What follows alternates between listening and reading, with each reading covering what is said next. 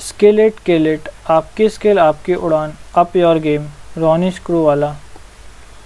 Chapter 10, आपसी संघर्ष से संबंध तक। जिंदगी और कामकाजी दुनिया में आपसी संघर्ष और मतभेदों का होना लाजमी है। हालांकि कई बार इनके नतीजे आपको हैरान कर देते हैं, खासकर तब जब लोग ज़िंदगी के हाईवे पर बाद में कहीं बीच में मिल जाते हैं और सामने वाले के प्रति विनम्रता और सम्मान दिखाते हैं। बिल्कुल ऐसा ही मामला था जब आमिर खान और मुझे फिल्म रंग दे बसंती के रिलीज़ से ठीक पहले यह खबर मिली कि एयरफोर्स, आर्मी और नेवी के प्रमुख तथा खुद भारत के रक्षा मंत्री सेंसर बोर्ड की समीक्षा प्रक्रिया के तहत हमारी फिल्म की समीक्षा करना चाहते थे। वजह, उस फिल्म में रूसी मिग विमान की दुर्घटना में पायलट अजय राठौड़ की मौत दिखाई गई थी और पायलट की मौत का दोष बहुत कुछ रक्षा मंत्री के ऊपर लगाया गया था। सेंसर बोर्ड और सेना के अधिकारी अपना काम कर रहे थे।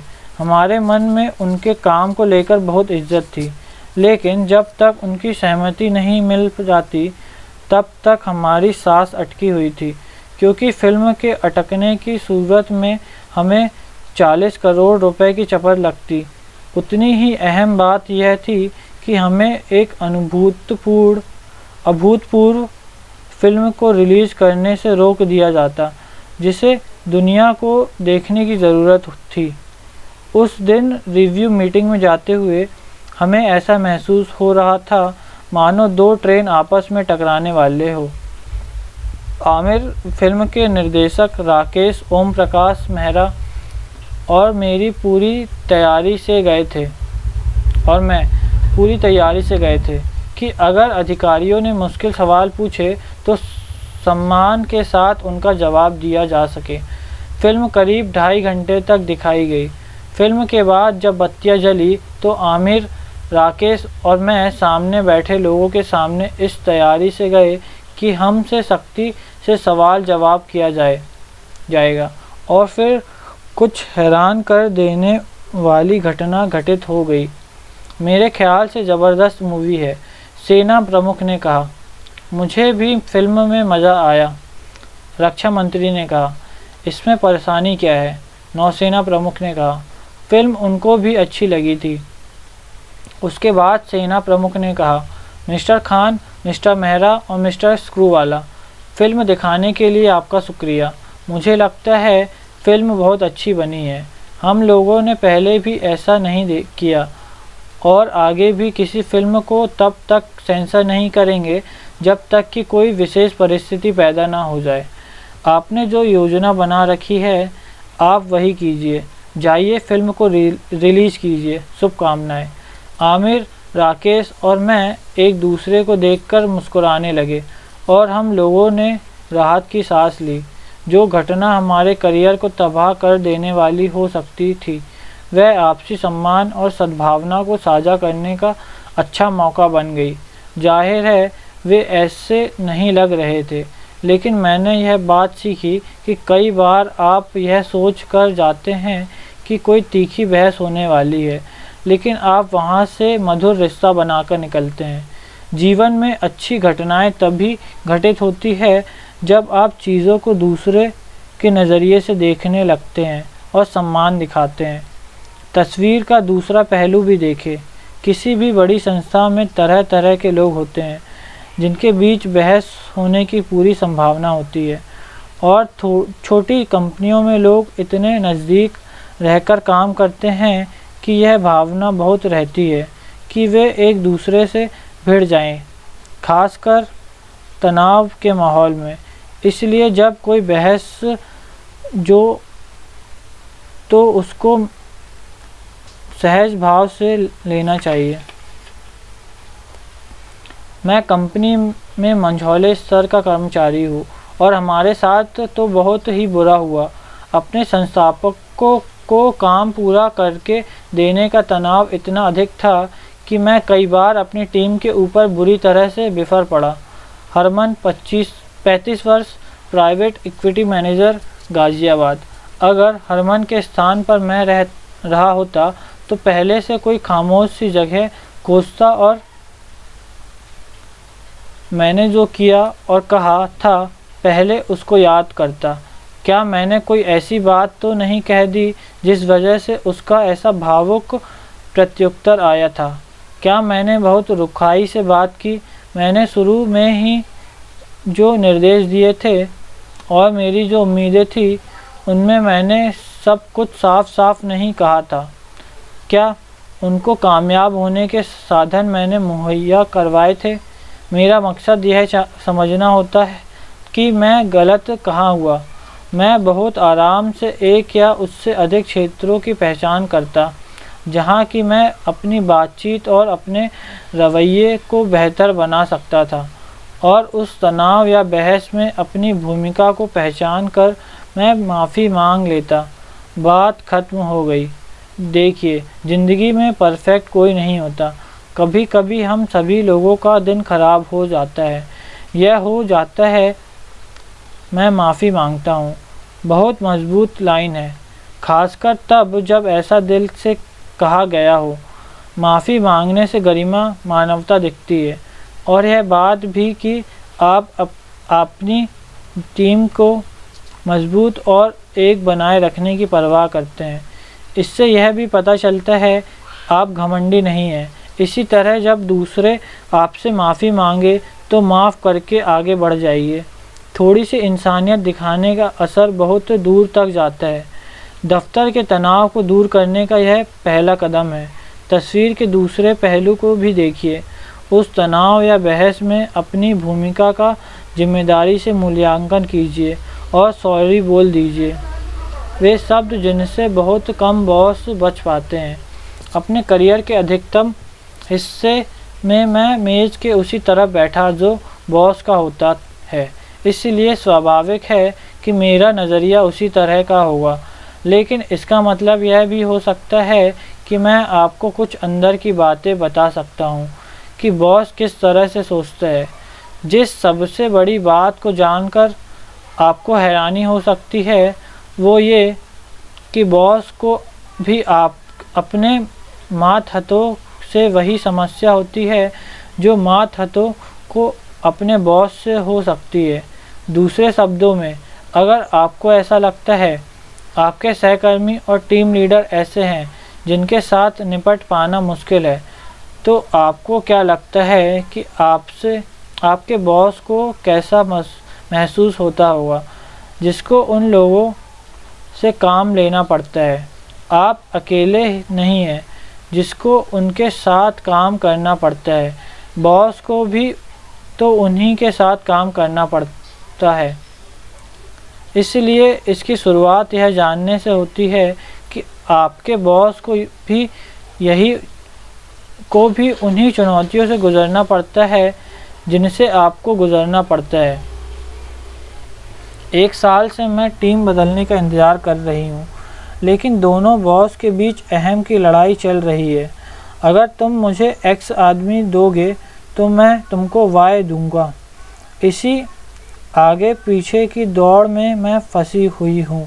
भावना, 26 वर्ष, मार्केटिंग प्रोफेशनल, हैदराबाद। भावना जैसी हालत में फंसने पर यह जान लेना ज़रूरी होता है कि अगर आपका बॉस अच्छा नहीं है तो भी उसको अपने साथ काम करने के लिए अच्छे लोग चाहिए। जितना आपको अपने बॉस की ज़रूरत महसूस होती है, आपके बॉस को भी आपकी उतनी ही ज़रूरत होती है। हाँ, नौकरी के लिए मारामारी असली है और लाइफ लॉन्ग लर्निंग तथा अपने सॉफ्ट स्किल्स को पैना करना ज़रूरी होता है। लेकिन जिस बात से आपको हैरानी हो सकती है वो ये कि नौकरी की सुरक्षा के लिहाज से आप उतनी कमज़ोर स्थिति में नहीं होते जितना कि आपको लग सकता है। नए व्यक्ति को काम पर रखकर प्रशिक्षण देने में कंपनी का समय, पैसा दोनों खर्च होता है। इस बात का खतरा भी रहता है कि बदले में जिस आदमी को रखा गया है वह कंपनी के कल्चर में कहीं फिट ही ना हो पाए, जिसका मतलब यह हुआ कि किसी और को खोजने की प्रक्रिया फिर से शुरू की जाएगी। मूल बात यह है कि एम्प्लॉयर्स के ऐसे फैसले की वजह से कंपनी का खर्च बढ़ जाता है, जिसके कारण जो मेहनती कर्मचारी होते हैं वे नौकरी के लिहाज से उससे कहीं और अधिक मजबूत ज़मीन पर होते हैं जितना कि वे समझते हैं। मुद्दे की बात इसलिए यह सोचना कि बॉस एक ड्रैगन की तरह आग उगलने वाला खूंखार प्राणी होता है जो कभी भी किसी को काम से निकाल सकता है, असल में बेवकूफ़ी की बात है। इसलिए मान लीजिए कि आपके बॉस कुछ सामान्य किस्म के हैं, तो ऐसे में आप जिन सवालों के जवाब चाहेंगे वे कुछ इस तरह के होंगे। मैं क्या करूं कि मेरा बॉस मेरे ऊपर ध्यान दे? मैं उससे किस तरह जुड़ूं? और बिना यह जताए कि मैं थक गया हूं, किस तरह से सब कुछ करूं? ये बढ़िया सवाल है। यहाँ एक राज की बड़ी बात है। किसी भी बॉस से अगर सही तरीके से संपर्क किया जाए तो उसको सलाह देना, ज्ञान देना अच्छा लगता है। इन दोनों बातों में बड़ा अंतर होता है कि आप किसी आदमी से किसी चीज़ के लिए कहे और किसी से किसी विषय में सलाह मांगे। जो थोड़ा सा अंतर होता है वह उस समय नाटकीय तरीके से बदल जाता है जब आपके बॉस आपके अनुरोध का जवाब देते हैं। असल बात यह है कि आप उससे किस तरह से कहते हैं। कहने का एक तरीका यह है, सर मुझे किसी बात पर आपकी सलाह चाहिए। इसके बाद अपनी मुश्किलों और चुनौतियों को संक्षेप में स्पष्ट तरीके से बता दें। उसके बाद अंत में कहिए, सर मैंने यह देखा है कि आप लोगों की मदद करते हैं और मैं बस यह जानना चाह रहा था कि क्या आप इस विषय में मुझे कोई सुझाव दे सकते हैं या मेरे मार्गदर्शन कर सकते हैं। ऐसा कहकर चुप हो जाइए। आपको आश्चर्य होगा कि जैसे ही किसी से कोई सलाह मांगी जाती है तो 10 में से 9 बॉसों के साथ आपके संबंध का एक नया रास्ता खुल जाएगा।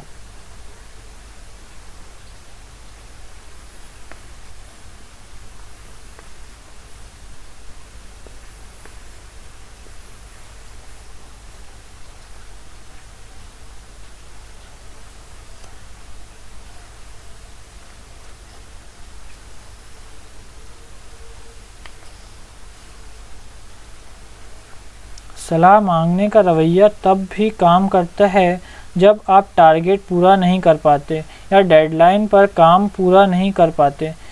ऐसे हालात में आपको अपने मैनेजर या बॉस से कहना चाहिए, इस महीने मैं समय पर अपना टारगेट पूरा नहीं कर पाया, लेकिन मैं यह समझ गया हूँ कि 2 बड़ी चुनौतियाँ क्या थी। इसके बाद आप उन बाधाओं और चुनौतियों के बारे में बताइए और फिर अंत में यह कहिए, मैं चाहता हूँ कि इस बारे में आप अपनी सलाह दें जिससे कि मैं इन मुद्दों को सुलझा लूँ, जिससे ऐसा फिर ना हो। यह तकनीक काम कर सकती है क्योंकि आप पहले ही इस बात को स्वीकार कर चुके होते हैं कि आप समय पर काम पूरा नहीं कर पाए। लेकिन सबसे बड़ी बात यह है कि आपने यह बता दिया कि आपको यह बात समझ में आ गई है कि आप समय पर काम पूरा नहीं कर पाए, लेकिन आपने समय लगाकर यह सोचा है समय पर काम पूरा नहीं हो पाने के कारण क्या थे, ना कि आपने उसके लिए दुनिया भर को दोषी ठहराया। मैनेजर और बॉस के साथ यह रवैया काम करता है।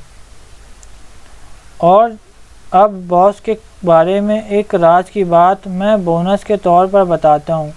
अगर आप चाहते हैं कि आप सबसे अलग दिखाई दे तो आप अपने बॉस को अच्छा महसूस करवाते रहे, उनको अपना काम करने दें, आप स्मार्ट वर्क करते रहे। मेरा यकीन कीजिए आप उनकी नज़र में ज़रूर आएंगे।